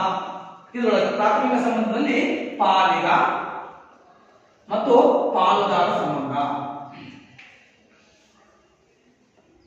ನೋಡಿ, ಪಾಲಿಗ ಮತ್ತು ಪಾಲುದಾರ ಸಂಬಂಧ. ಇಲ್ಲಿ ಪಾಲಿಗ ಪಾಲುದಾರ ಅಂತಂದ್ರೆ ಗ್ರಾಹಕ ತನ್ನ ಹಣವನ್ನ ಅಲ್ಲಿ ಏನ್ ಮಾಡ್ತಾನ, ಬ್ಯಾಂಕ್ ಒಳಗ ಇಡ್ತಾನ. ಹೌದಾ? ಠೇವಣಿ ಮಾಡ್ತಾನ. ಹೌದಾ? ಆತನು ಪಾಲುದಾರ. ಹೌದಾ? ಎಸ್. ಹಾಗಾದ್ರೆ ಬ್ಯಾಂಕಿನಲ್ಲಿ ಠೇವಣಿ ಇಟ್ಟಿರುವ ಹಣಕ್ಕೆ ಬ್ಯಾಂಕ್ ಏನ್ ಕೊಡುತ್ತ? ಬಡ್ಡಿ ಕೊಡುತ್ತೆ. ಠೇವಣಿದಾರನಿಗೆ ಬಡ್ಡಿ ಕೊಡುತ್ತೆ. ಹಾಗಾದ್ರೆ ಬ್ಯಾಂಕು ಸಹ ಗ್ರಾಹಕನಿಗೆ ಪಾಲು ಕೊಡುತ್ತ. ಹೌದಾ? ಎಸ್. ಅದ್ರ ಬ್ಯಾಂಕಿಗೆ ಏನ್ ಸಿಕ್ತು? ಮತ್ತೆ ಬಡ್ಡಿಯನ್ನು ಗ್ರಾಹಕನಿಗೆ ಕೊಟ್ಬಿಡ್ತಲ್ಲ ಬ್ಯಾಂಕಿನ. ಹಾಗಾದ್ರೆ ಬ್ಯಾಂಕಿಗೆ ಲಾಭ ಎಲ್ಲಿ ನಾನೀಗ 1 ಲಕ್ಷ ರೂಪಾಯಿ ಹಣ ಇಟ್ಟಿದ್ದೆ, 1 ವರ್ಷ ಆದ್ಮೇಲೆ 1,08,000 ರೂಪಾಯಿ ಕೊಡ್ತು, ಪ್ಲಸ್ ಬಡ್ಡಿ ಸೇರಿ. ಹೌದಾ? 1,08,000 ಕೊಡ್ತು. ಹಾಗಾದ್ರೆ ಬ್ಯಾಂಕು ಬಡ್ಡಿ ಕೊಡ್ತು, ದುಡ್ಡು ನನಗೆ ಕೊಟ್ಟು. ಹಾಗಾದ್ರೆ ಬ್ಯಾಂಕಿಗೆ ಏನು ಲಾಭ? ಹೂನಪ್ಪ, ಬ್ಯಾಂಕಿಗೆ ಏನು ಲಾಭ ಆಯ್ತು? ನನ್ನ ದುಡ್ಡಿಗೆ ಅವರೇ ಬಡ್ಡಿ ಕೊಟ್ಟು, ಮತ್ತೆ ಬ್ಯಾಂಕಿಗೆ ಲಾಭ ಏನಾಯ್ತು? ಗ್ರಾಹಕರಿಗೆ ಏನ್ ಮಾಡ್ತದೆ? ಸಾಲ ಕಟ್ಟಿ ಕೊಡುತ್ತೆ, ಹೆಚ್ಚಿಗೆ ಕೊಡುತ್ತದ. ಠೇವಣಿದಾರನಿಗಿಂತಲೂ ಹೆಚ್ಚು ಸಾಲಗಾರನಿಂದ ಬಡ್ಡಿಯನ್ನ ವಸೂಲಿ ಮಾಡಿರ್ತದೆ. ಹೌದಾ? ಆ ಉಳಿಕೆ ಹಣವನ್ನ ತನ್ನ ಹತ್ರ ಇಟ್ಟುಕೊಂಡಿರ್ತದೆ. ಎಸ್. ಹೀಗೆ ಪಾಲುದಾರನಾಗಿ ಕಾರ್ಯವನ್ನ ನಿರ್ವಹಿಸಿದ ವಿಶೇಷ ಸಂಬಂಧ, ಬ್ಯಾಂಕ್ ಮತ್ತು ಗ್ರಾಹಕನಿಗಿರುವ ಸಂಬಂಧ. ಇನ್ನ ಎರಡನೇ ಪಾಯಿಂಟ್ ಏನಪ್ಪಾ ಅಂತಂದ್ರೆ ಸಹಾಯಕ ಅಥವಾ ಉಪಕಾರ ಸಂಬಂಧ. ಎರಡನೇದೇನೋ ಸಹಾಯಕ ಅಥವಾ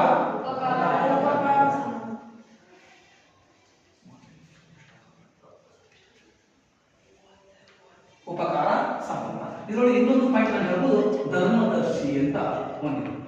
ಧರ್ಮದರ್ಶಿ ಅಂತಿದೆ. ಹಾಗಾದ್ರೆ ಇಲ್ಲಿ ಧರ್ಮದರ್ಶಿ ಅಂತಂದ್ರೆ ಗೊತ್ತಾ? ವಿಶ್ವಸಂಸ್ಥೆ ರಚನೆ ಆಗಿತ್ತು ಅಕ್ಟೋಬರ್ 24, 1945 ವಿಶ್ವಸಂಸ್ಥೆ. ಆ ಸಂಸ್ಥೆ ಸ್ಥಾಪನೆ ಆದಾಗ 5 ಪ್ರಮುಖ ಅಂಗಗಳು ನೋಡ್ತೀವಿ ನಾವು. ಸಾಮಾನ್ಯ ಸಭೆ, ಭದ್ರತಾ ಸಮಿತಿ, ಧರ್ಮದರ್ಶಿ ಸಮಿತಿ, ಇನ್ನೊಂದು ಅಂತಾರಾಷ್ಟ್ರೀಯ ನ್ಯಾಯಾಲಯ, ಹಿಂಗಿದ್ದಾವೆ. ಈ ಧರ್ಮದರ್ಶಿ ಯಾರಂದ್ರೆ ಸಹಾಯಕ ಮತ್ತು ಉಪಕಾರ. ಯಾರಿಗೆ ಸಾಲ ಬೇಕಿತ್ತೋ ಅವರಿಗೆ ಸಾಲ ಕೊಡುತ್ತೆ, ಸಹಾಯ. ಹೌದಾ? ಎಸ್. ಹಾಗಾದ್ರೆ ಠೇವಣಿದಾರನಿಗೆ ನನಗೆ ಸಾಲ ಬೇಕಾಗಿಲ್ಲ, ನನ್ನ ದುಡ್ಡನ್ನ ಕೊಟ್ಟಿದ್ದೀನಿ, ನಾನು ಬ್ಯಾಂಕ್ ಇಟ್ಟಿದ್ದೀನಿ. ಹೌದಾ? ನನ್ನ ದುಡ್ಡನ್ನ ಇಟ್ಟಿದ್ದೀನಿ, ಬ್ಯಾಂಕ್ ಇಟ್ಟಿದ್ದೀನಿ. ಇಟ್ಟಿರೋ ದುಡ್ಡನ್ನ ಸಾಲವಾಗಿ ಬೇರೆಗೆ ಸಹಾಯ ಮಾಡ್ತು. ಹಾಗೆ ಉಪಕಾರ ಸಂಬಂಧ, ನನ್ನ ದುಡ್ಡಿಗೆ, ನನ್ನ ಹಣಕ್ಕೆ ಬಡ್ಡಿ ನೀಡುತ್ತೆ. ಗೊತ್ತಾ? ಅದು ಉಪಕಾರ. ಅಂದ್ರೆ ಇಲ್ಲಿ ಧರ್ಮ ಅಂದ್ರೆ ಗ್ರಾಹಕ ಮತ್ತು ಆ ಬ್ಯಾಂಕಿನ ನಡುವಿನ ಉತ್ತಮ ಸಂಬಂಧ ಇದೆಯಲ್ಲ, ಅದು ಧರ್ಮ. ಬಟ್ ನಾವು ಈ ಧರ್ಮಗಳು ಅಂತ ಸಂದರ್ಭದಲ್ಲಿ ಬೌದ್ಧ ಕ್ರೈಸ್ತರು ಅಲ್ಲಿ ಹೋಗಬೇಡ, ಹಿಂದೂ ಕ್ರೈಸ್ತರು ಅದೇ ಹೋಗಬೇಡ. ಇಲ್ಲಿ ಅವರಿಬ್ಬರ ನಡುವೆ ಏನು ಸಹಕಾರ ಮತ್ತು ಉಪಕಾರ ಕಾರ್ಯಗಳು ನಡೀತವಲ್ಲ ಅದು ಧರ್ಮ ಕಾರ್ಯ ಅಂತ. ಅಂತಹ ಕಾರ್ಯ ಸಂಬಂಧವನ್ನ ಬ್ಯಾಂಕ್ ಹೊಂದಿರ್ತದೆ ಅನ್ನೋದು. ಇನ್ನೊಂದು ಪಾಯಿಂಟ್ಸ್ ಅನ್ನು ನಾವು ಹೇಳ್ಬೋದೇನಪ್ಪ ಅಂತಂದ್ರೆ ಕಾರಭಾರಿ ಮತ್ತು ಮುಖ್ಯಸ್ಥನ ಸಂಬಂಧ. ಕಾರಭಾರಿ ಮತ್ತು ಮುಖ್ಯಸ್ಥನ ಸಂಬಂಧವನ್ನ ಹೊಂದಿದೆ.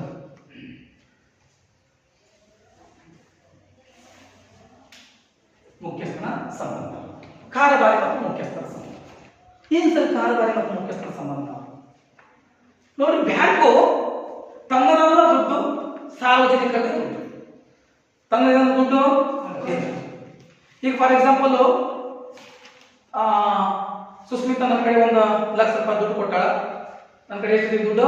1,00,000 ರೂಪಾಯಿ ಐತಿ. ಯಾರ ದುಡ್ಡು? ನಿಮಗೆ ಗೊತ್ತಾ? ಇಲ್ಲ, ನಿಮಗೆ ಗೊತ್ತಿಲ್ಲ. ಎಸ್, ಒಟ್ಟು ನಾ ಪರ್ಸನಲ್ ಇಸ್ಕೊಂಡ್ ಬಂದೇನಿ. ಎಸ್, ಅವ್ರ ನನ್ನ ಕಡೆ ದುಡ್ಡು ಇತ್ತು ನಾನು ಹೆಂಗಿರ್ತಾನೆ? ನಿಮ್ ಕಡೆ ದುಡ್ಡು ಇತ್ತು ನೀವು ಹೆಂಗಿರ್ತೀರಿ? ಗೊತ್ತಿನ ತಾನೆ.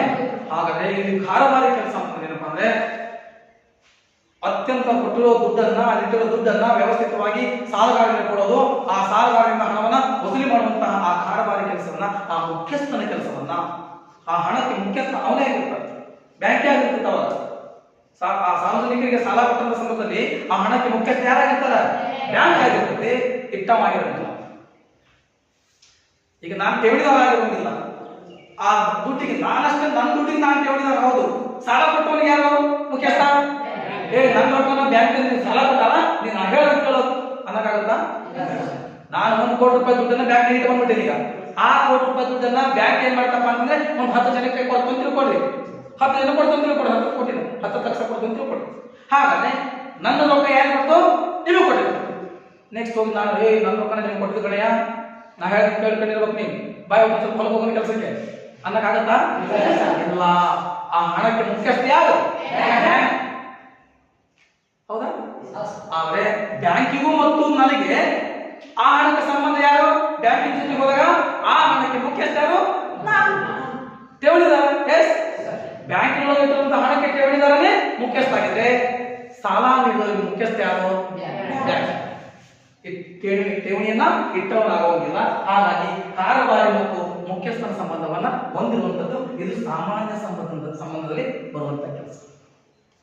ಇನ್ನು ಎರಡನೇ ಪಾಯಿಂಟ್ ನಾವು ಹೇಳಿದ್ರೆ ವಿಶೇಷ ಸಂಬಂಧ. ಯಾವುದು? ವಿಶೇಷ ಸಂಬಂಧ. ಹಾಗೆ ಈ ವಿಶೇಷ ಸಂಬಂಧಕ್ಕೆ ನಾವು ನೋಡ್ತಾ ಹೋದಾಗ ಈಗ ನನ್ನ ಕಡೆ ಚೆಕ್, ನನ್ನ ಕಡೆ ಏನಿದೆ? ಚೆಕ್ ಬುಕ್ ಇದೆ, ಚೆಕ್ ಲೀಫ್ಗಳಿದೆ. ಹೌದಾ? ಓಕೆ. ಈ ಚೆಕ್ಗಳನ್ನ ಮನ್ನಣೆ ಮಾಡುವುದು ಒಂದೇ ಕೆಲಸ. ಚೆಕ್ಗಳನ್ನ ಮನ್ನಣೆ ಮಾಡುವುದು ಒಂದೇ ವಿಶೇಷ ಸಂಬಂಧ.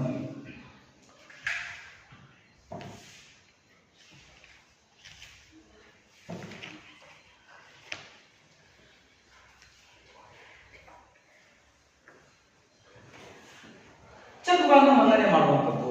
ಈಗ ನಾನು ಬರೆದು ಕೊಟ್ಟಿದ್ದೀನಿ ಮಂಜುನಾಥ್ ನಾಯಕನಿಗೆ, ನಾನು 1,00,000 ರೂಪಾಯಿ ಚೆಕ್ ಅನ್ನು ಬರೆದು ಕೊಟ್ಟಿದ್ದೀನಿ.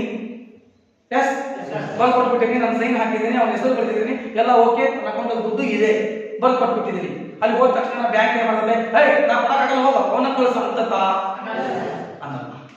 ಅನ್ನತ್ತಾ? ಇಲ್ಲ, ನಾನು ಕೊಟ್ಟು ಕಳಿಸಿದ್ದೀನಿ ಅಂತಂದ್ರೆ ಅದರ ಅರ್ಥ ಅದಕ್ಕೆ ಮನ್ನಣೆ ಕೊಡ್ತೇವೆ ಬ್ಯಾಂಕ್. ಹೌದು, ಅವರೇ ಕೊಟ್ಟು ಕಳಿಸಿದ್ದಾರೆ. ಯಾಕಂದ್ರೆ ಏನ್ ಮಾಡ್ತಾರ? ಸಹಿ ನೋಡ್ತಾರ.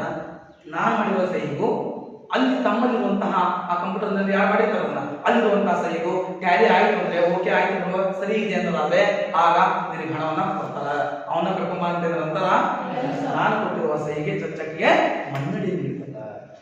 ಎಸ್, ಹಾಗೆ ಎರಡನೇ ಪಾಯಿಂಟ್ ಏನಪ್ಪ? ಈ ಗ್ರಾಹಕರ ಲೆಕ್ಕಗಳನ್ನ ಗೋಪ್ಯತೆ ಕಾಪಾಡ್ತೈತಿ. ಗ್ರಾಹಕರ ಲೆಕ್ಕಗಳು, ಈ ಗ್ರಾಹಕರ ಅಂತಂದ್ರೆ ಯಾರು? ನಾವು. ನಮ್ಮ ಗ್ರಾಹಕರ ಲೆಕ್ಕಗಳ ಗೌಪ್ಯತೆ ಕಾಪಾಡ್ತೇವೆ. ಗೌಪ್ಯತೆನ ಕಾಪಾಡುವಂತ ಕೆಲಸವನ್ನ ಬ್ಯಾಂಕ್ ಮಾಡುತ್ತೆ. ಈಗ ನಾನು 10 ಕೋಟಿ ರೂಪಾಯಿ ದುಡ್ಡು ಇಟ್ಟೇನೆ ಅಂತ ನಾನು ಹೇಳ್ಕೊಂಡು ಅಡ್ಡಾಡ್ಬೋದು. ಹೌದಾ? ಹೌದಾ? ಹೇಳ್ಬೋದು. ನಾನು ಈಗ ಇದೇ ಬಿಟ್ಟಿದ್ದೇನೆ, ಯಾರು ಗೊತ್ತು? ಎಸ್, ಇಟ್ಟಿದ್ರೆ ಬಿಟ್ಟಿದ್ರೆ ಯಾರು ಗೊತ್ತು? ನನ್ನ ಕಡೆ ಇದೆ, ಯಾರು ಗೊತ್ತಿತ್ತು? ಗೊತ್ತಿಲ್ಲಲ್ಲ. ಸರಿ, ಓಕೆ. ಬ್ಯಾಂಕ್ ಹತ್ರ ಹೋಗಿ ಮಾದೇವ ಸರ್ದು ಇಲ್ಲಿ 10 ಕೋಟಿ ರೂಪಾಯಿ ದುಡ್ಡು ಇದೆ ಅಂತ ಕೇಳಿದ್ರೆ ನೋಡೋಣ, ಹೇಳ್ತಾರ ಅವರು? ಹೇಳಲ್ಲ. ನನ್ನ ಯಾವುದೇ ಹಣಕಾಸಿನ ವ್ಯವಹಾರವನ್ನ ಯಾವುದೇ ಕಾರಣಕ್ಕೂ ಬಿಟ್ಟುಕೊಡಂಗಿಲ್ಲ.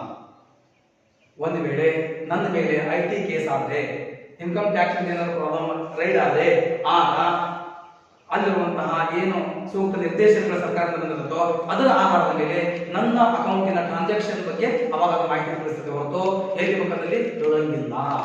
ಹೇಳ್ತಾ ಯಾಕಂದ್ರೆ ಆ ಗೌಪ್ಯತೆಯನ್ನು ಕಾಪಾಡುವಂತ ಕೆಲಸವನ್ನ ಮಾಡುತ್ತೆ ಬ್ಯಾಂಕ್. ಆದರೆ ಬ್ಯಾಂಕ್ ಮತ್ತು ಗ್ರಾಹಕರ ನಡುವಿನ ಸಂಬಂಧದಲ್ಲಿ ಒಂದೇನೋ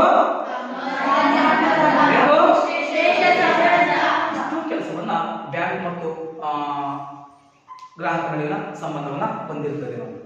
ಹಾಗಾದ್ರೆ ನೆಕ್ಸ್ಟ್ ನಾವು ಮತ್ತೊಂದು ಕಾನ್ಸೆಪ್ಟ್ ಅನ್ನ ನೋಡ್ಕೊಳ್ಳೋಣ. ಯಾವುದು? ಬ್ಯಾಂಕ್ ಸಲ್ಲಿಸುವ ಸೇವೆಗಳು ಏನೇನಿದೆ ಅಂತ. ಬ್ಯಾಂಕ್ ಸಲ್ಲಿಸುವ ಸೇವೆಗಳು ಅಂದ್ರೆ ಬ್ಯಾಂಕ್ ಮತ್ತು ಗ್ರಾಹಕರ ನಡುವಿನ ಎರಡು ಸಂಬಂಧ ಯಾವ್ಯಾವ? ಸಾಮಾನ್ಯ ಸಂಬಂಧ ಮತ್ತು ವಿಶೇಷ ಸಂಬಂಧ. ಓಕೆ,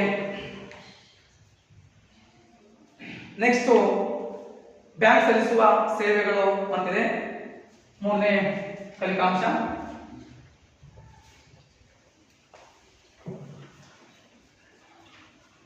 ಈ ಪಾಯಿಂಟ್ಸ್ಗಳು ಏನಾಗ್ತಾವ ಅಂದ್ರೆ ರಿಪೀಟ್ ಆಗ್ತಾ ಇರ್ತವೆ. ಈ ಪಾಯಿಂಟ್ಸ್ಗಳು ರಿಪೀಟ್ ಆಗ್ತಾ ಇರ್ತವೆ. ಒಂದನೇದು ಜಮಾ ಕಾರ್ಡ್ಗಳನ್ನ ಕೊಡುವುದು. ಒಂದಿನ ಜಮಾ ಕಾರ್ಡ್ಗಳನ್ನ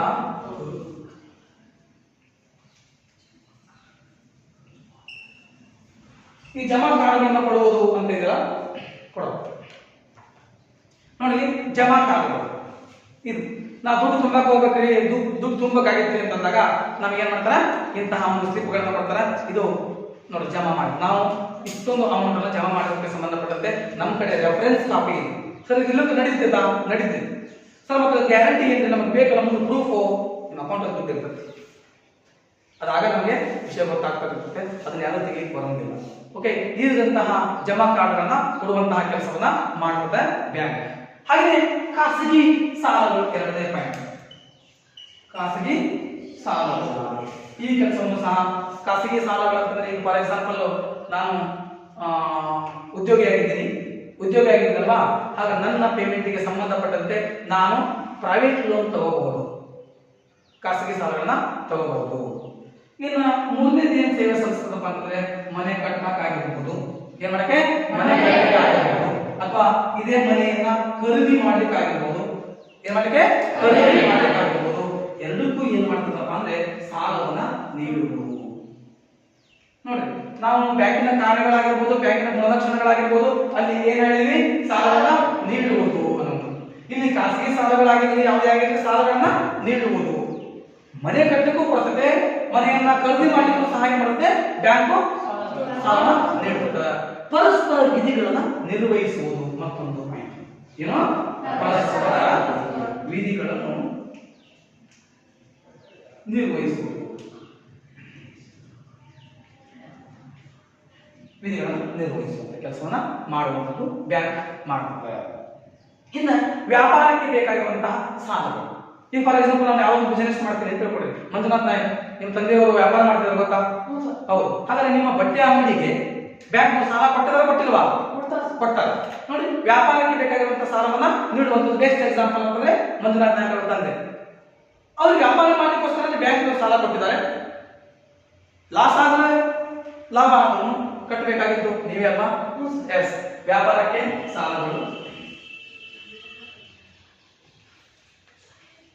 ಸಾಲಗಳನ್ನ ನೀಡುವಂಥದ್ದು ಸಹ ಈ ಕೆಲಸವನ್ನ ಮಾಡುತ್ತೇವೆ. ಹಾಗೆಯೇ ಮತ್ತೆ ಮತ್ತೆ ರಿಪೀಟ್ ಆಗುತ್ತೆ, ಭದ್ರತಾ ಕಪಾಟುಗಳನ್ನ ನೀವು ಕೊಡುವುದು. ಏನಂದ್ರೆ ಭದ್ರತಾ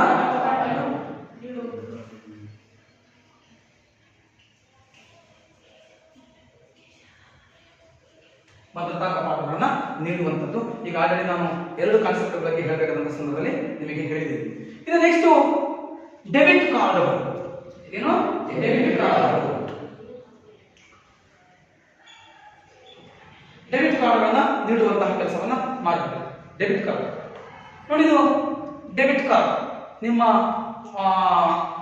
ಯಾರ ಕಡೆ ATM ಕಾರ್ಡ್ ಇದ್ದಿದ್ರೆ ನಿಮ್ಗೆ ಗೊತ್ತಾಗುತ್ತೆ. ಇಲ್ಲಿ ಮೂಲೆಯಲ್ಲಿ ಕಾಣ್ತದೆ ನೋಡಿ, ಡೆಬಿಟ್ ಕಾರ್ಡ್ ಅಂತ ಇದೆ. ಹೌದಾ? ರುಪೇ ಡೆಬಿಟ್ ಕಾರ್ಡ್ ಅಂತಿದೆ. ಇಂತಹ ಡೆಬಿಟ್ ಕಾರ್ಡ್ಗಳನ್ನ ಕೊಡುವಂತಹ ಕೆಲಸವನ್ನು ಸಹ ಬ್ಯಾಂಕ್ನವರು ಮಾಡ್ತಾರೆ. ಬ್ಯಾಂಕಿನ ಸೇವೆಗಳನ್ನ ಸಲ್ಲಿಸುತ್ತೆ. ಇದರ ಮೂಲಕವೂ ಸಹ ನಾವು ಹೋಗಿ ಏನ್ ಮಾಡ್ಬೋದು, ಹಣವನ್ನ ತೆಗಿಬಹುದು. ಎಲ್ಲಿ ಹೋಗಿ, ಬ್ಯಾಂಕ್ನಾಗಲ್ಲ, ATM ಅಲ್ಲಿ ಹೋಗಿ ನೀವು ಹಣವನ್ನ ತೆಗಿಬಹುದು ಎನ್ನುವಂತ ವಿಚಾರ. ಹೀಗೆ ಬ್ಯಾಂಕ್ಗಳು ತನ್ನದೇ ಆದಂತಹ ಕಾರ್ಯಗಳನ್ನ ನಿರ್ವಹಿಸುತ್ತದೆ ಎನ್ನುವಂಥದ್ದು. ಹಾಗೆಯೇ ಸಹಿಗಳಿಗೆ ಜವಾಬ್ದಾರಿಯನ್ನ ಹಾಕುವಂಥದ್ದು ಮತ್ತೊಂದು. ಸಹಿಗಳಿಗೆ ಜವಾಬ್ದಾರಿಗಳನ್ನ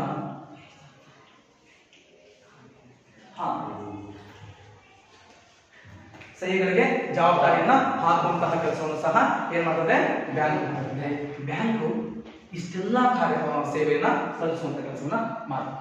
ಓಕೆ ಮಕ್ಕಳೇ, ಇವತ್ತಿನ ಅವಧಿಯಲ್ಲಿ ನಾವು ಬ್ಯಾಂಕಿನ ಕಾರ್ಯಗಳು, ಬ್ಯಾಂಕ್ ಮತ್ತು ಗ್ರಾಹಕ ನಡುವಿನ ಸಂಬಂಧ, ಬ್ಯಾಂಕ್ ಸಲ್ಲಿಸುವ ಸೇವೆಗಳು, ಈ ಎಷ್ಟು ವಿಷಯಗಳ ಬಗ್ಗೆ ನೀವು ತಿಳ್ಕೊಂಡಿದ್ರಿ. ಹಾಗಾದ್ರೆ ಇಲ್ಲೊಂದು ಹೋಮ್ವರ್ಕ್ ಅನ್ನ ಬರ್ಕೊಡ್ರಿ. ಇಲ್ಲೇ ಇದೆ ಮಕ್ಕಳ್ರಿ, ಬ್ಯಾಂಕಿನ ಕಾರ್ಯಗಳನ್ನು ತಿಳಿಸಿ. ಬ್ಯಾಂಕಿನ ಕಾರ್ಯಗಳನ್ನು ತಿಳಿಸಿ. ಎರಡನೇದು, ಬ್ಯಾಂಕ್ ಮತ್ತು ಗ್ರಾಹಕರ ನಡುವಿನ ಸಂಬಂಧವನ್ನ ಬರೆಯಿರಿ. ಬ್ಯಾಂಕ್ ಸಲ್ಲಿಸುವ ಸೇವೆಗಳು ಯಾವುವು? ಬ್ಯಾಂಕ್ ಸಲ್ಲಿಸುವ ಸೇವೆಗಳು ಯಾವುವು? ಇವುಗಳಿಗೆ ಪ್ರಶ್ನೋತ್ತರಗಳನ್ನ ಬರ್ಕೊಂಡು ಬರಿ. ಓಕೆ, ನಂತರದ ಅವಧಿಯಲ್ಲಿ ಬ್ಯಾಂಕ್ ಮತ್ತು ಅಂಚೆ ಕಚೇರಿಗಳು ಯಾವ ರೀತಿಯಂತಹ ಕಾರ್ಯವನ್ನು ನಿರ್ವಹಿಸುತ್ತವೆ, ಹಾಗೆಯೇ ಬ್ಯಾಂಕ್ ಖಾತೆ ವಿಧಗಳು, ಬ್ಯಾಂಕ್ ಖಾತೆ ತೆರೆಯುವ ವಿಧಾನಗಳು, ವಿಷಯಗಳ ಕುರಿತು ತಿಳ್ಕೊಳ್ಳೋಣ. ಓಕೆ.